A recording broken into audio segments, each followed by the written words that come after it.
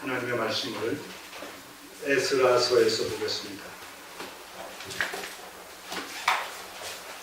구약 711쪽입니다.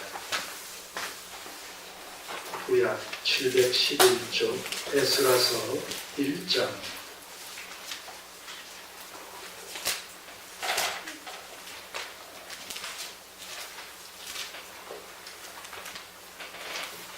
1절에서 3절까지 말씀입니다.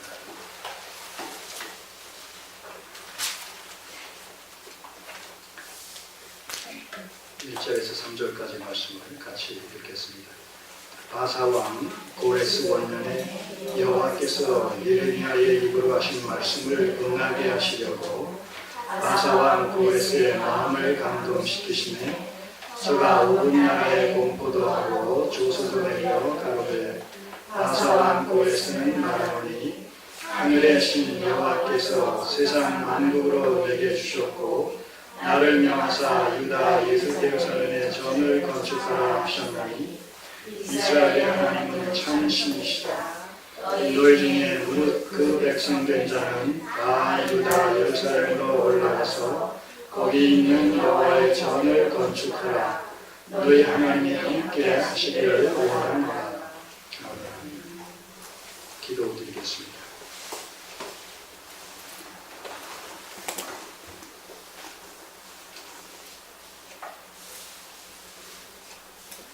유다의 포로 생활이 예레미야 선지자를 통해서 예언한 대로 70년이 찰 때에 하나님께서 바사왕 고레스를 들어 쓰시는 가운데 선지자들에게 주신 약속의 말씀을 이제 구체적으로 성취해 가시는 것을 봅니다. 참으로 하나님은 살아계시고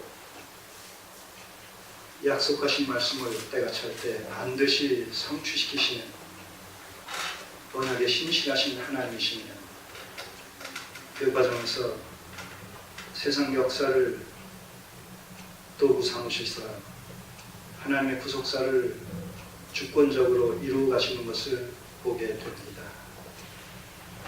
바로 이 하나님이 오늘 우리가 섬기는 하나님이라는 사실을 다시 한번 깊이 깨닫게 하옵소서.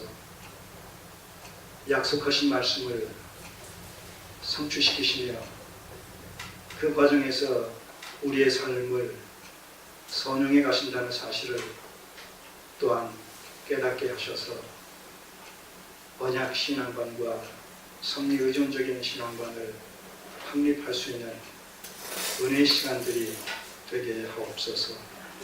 예수님의 이름으로 기도드립니다. 아멘. 고레스 왕의 조서 반포, 고레스 왕의 조서 반포라는 이런 제목으로 에스라서 1장을 개괄적으로 살펴보도록 하겠습니다. 지금 읽은 이 고레스에 의한 이런 칙령이 조서가 반포되어지는 내용을 보면서 우리는 바로 그 내용이 역대하 36장의 마지막 22절부터 23절에 있는 말씀인 것을 확인하게 됩니다. 그런 의미에서 에스라서는 역대기서에서 미래지향적으로 유다의 회복을 고레스와의 관계를 통해서 기록한 내용이 구체적으로 성취되어지는 그런 과정을 소개하고 있습니다. 그런 의미에서 이번 주부터 계속해서 역대기서의 연장선상에서 그 유다의 회복의 내용이 담겨있는 에스라서를 계속 살펴보고자 합니다. 1장을 내용적으로 이렇게 볼 때 크게 세 단락으로 나눌 수가 있겠습니다. 지금 읽은 1절에서 3절까지 고레스 왕에 의한 조서를 반포하는 그런 내용이 소개되어 있고 4절, 5절, 6절까지의 내용을 통해서는 이제 유다 백성들이 가나안 고토로 돌아갈 때에 유다 백성들이 살고 있었던 바빌론 지역에서 포로로 살고 있었던 그 지역의 원주민들이 이제 가나안으로 돌아가는 유다 그 포로들에게 필요한 것들을 필요한 이런 은근과 기물과 가축과 의복과 이런 것들을 기꺼이 공급해 줄 것을 아울러서 고레스 왕이 그 조서를 통해서 명령하는 그런 내용이 소개되어 있습니다. 그리고 7절에서부터 11절까지는 성전을 건축하는 데 필요한 그 내용물로서 기물들이 있지 않습니까? 여기 기명이라고 써있는데 기물들, 다시 말해서 이 바벨론에서 1, 2, 3차 그 유다를 침략했을 때에 성전의 기물들을 다 탈취해 가지 않았습니까? 그것을 이 고레스 왕이 다시 다 내주도록, 그래서 성전을 건축하는 데 있어서 기물들이 꼭 필요한 것이기 때문에 아울러서 내줘서 성전을 건축하는 데 차질이 없도록 하라고, 바로 그 기물들을 내준 그 반환 기물들, 반품된 이제 반환되어지는 기물들의 내용들을 소개하는 이런 내용이 마지막 부분에 담겨 있습니다. 이렇게 세 단락으로 일장 전체를 살펴보도록 하겠습니다. 자, 첫 번째 1장 1절에서 그 3절까지 내용을 살펴봅니다. 고레스 왕의 조서를 반포하는 이런 내용이 소개되어 있습니다.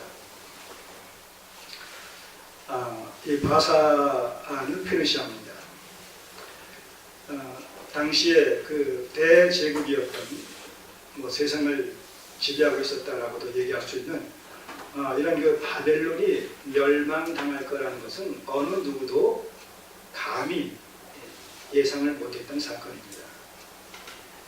자, 그렇기 때문에 그 포로로 잡혀간 유다 민족뿐만 아니라 다른 나라 사람들도 다 그 전쟁에서 패해가지고 포로로 잡혀간 사람들이 많은 나라에서 많은 사람들이 있었을 것 아니겠습니까?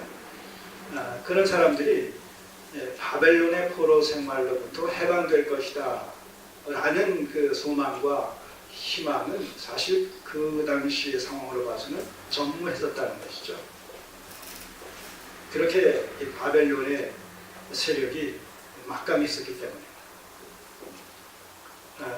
그러나 그 바벨론이 이 바사왕 고레스에게 패했다는 거예요. 그런 내용이 여기는 나오지 않고 이 바사왕 고레스의 등장으로부터 시작이 됩니다만, 여기 손을 넣으시고 이사야서 45장을 한번 보시면, 뒤로 가셔서 이사야서 45장을 보시면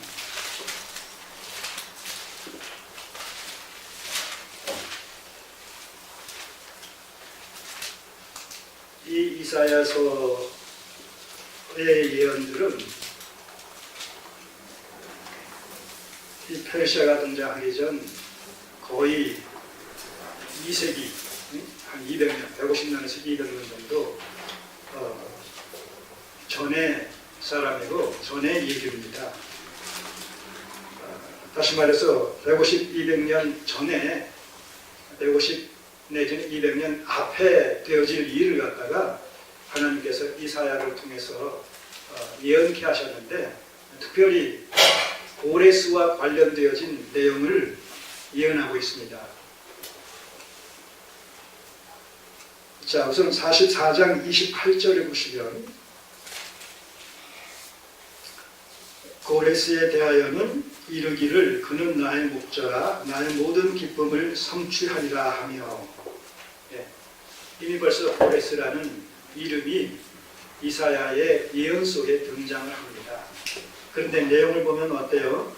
나의 목자라 나의 모든 기쁨을 성취하리라. 그가 하나님의 도구로 사용되어질 것을 이미 이사야 선지자를 통해서 예언하고 있다는 거예요. 하나님께서 신탁의 말씀을 주셨다는 것입니다. 좀 더 구체적으로 45장 1절 이하 4절까지의 내용을 보시면 나 여호와는 나의 기름받은 고레스의 오른손을 잡고 열국으로 그 앞에 항복하게 하며 열왕의 허리를 풀며 성문을 그 앞에 열어서 닫지 못하게 하리라. 자, 고레스 왕을 등장시켜서 천하를 제패하게 하겠다는 거예요. 그리고 그를 하나님의 구속사를 성취시켜 나가시는 일에 도구로 사용하실 것이다라는 사실을 이미 이렇게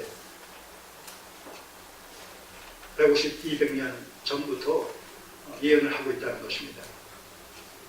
자, 3절을 보시면 내게 흑암 중에 보화와 은밀한 곳에 숨은 재물을 주어서 너로 너를 기명하여 부른 자가 나 여호와 이스라엘의 하나님인 줄 알게 하리라.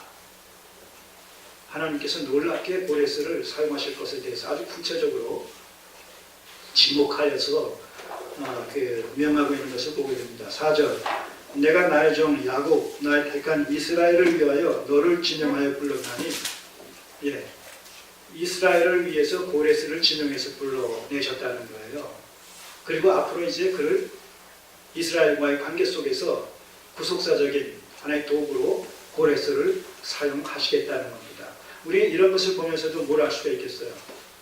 세상 역사에, 구약시대의 세상 역사의 그 중심에 이스라엘이 있고 그 주변의 나라들은 아무리 열강들이라 할지라도 이스라엘에게 의존되어 있고 종속되어 있다는 거예요. 다시 말해서 이스라엘이 주가 되고 그 주변 나라들은 부차적인 것이 되어진다는 것이죠. 하나의 도구로 사용되어질 뿐이라는 거예요. 그리고 이런 일을 하나님께서 기뻐하시는 뜻 가운데 주관하심으로 말미암아 하나님께서 역사의 주관자가 되신다. 역사의 주권자가 되신다. 이 역사가 하나님의 기뻐하시는 뜻 가운데서 좌지우지 되어진다. 하나의 왕이 세워지고 폐위되어지는 이런 모든 일들이 하나님의 기뻐하시는 뜻 가운데서 되어지는 일이라는 거예요. 자, 구약시대 그렇다면 신약시대는 어떻겠습니까? 원리적으로 똑같죠. 우리 장로님께서 기도 중에 그런 말씀하셨지만 그래요. 내가 좋든 좋지 않든 간에 한 나라의 대통령이 선출됐다. 하나님께서 세우셨다는 거예요. 그분의 기뻐하시는 뜻 가운데. 그러니까 그가 하나님을 두려워하고 경외하고 기뻐하시는 뜻 가운데 하나님의 뜻을 받들어서 정말 정의로운, 공의로운 이런 그 통치를 시행할 수 있기를 위하여 기도해야 되겠지요. 하나님께서 이때에 앞으로 고레스를 들어 쓰셔서 이스라엘 백성들을 선용하시는 일에 그를 도구로 사용하시겠다는 강력한 하나님의 의지가 이렇게 형용되어 있는 것을 보게 됩니다. 너를 지명하여 불렀나니 너는 나를 알지 못하였을지라도 나는 네게 칭호를 주었노라. 이 고레스가 왕으로서 그 막강한 이런 그 권세와 부귀 영화를 누리게 되는 모든 것들이 하나님으로 말미암아서 되어지는 일이다 라는 사실을 분명히 얘기하고 있다는 것이죠. 다시 에스라서로 넘어가시면 그러기 때문에 이 바사왕 고레스가 당시 대제국 바벨론을 패배시켰다, 제압했다 라는 것은 이 페르시아의 어떤 군사력이 월등해서라기보다도 하나님께서 그때에 기뻐하시는 뜻 가운데